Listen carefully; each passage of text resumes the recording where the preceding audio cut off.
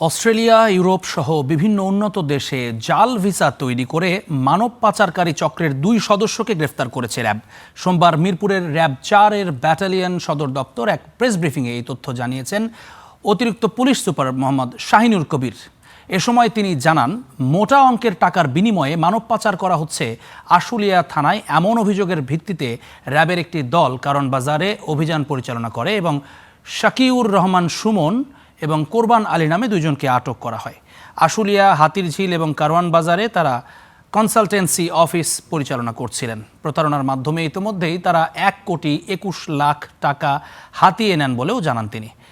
গ্রেফতারকৃতদের কাছ থেকে ভিসা তৈরির ডিভাইস ও বিপুল পরিমাণ জাল ভিসাও জব্দ করা হয়েছে।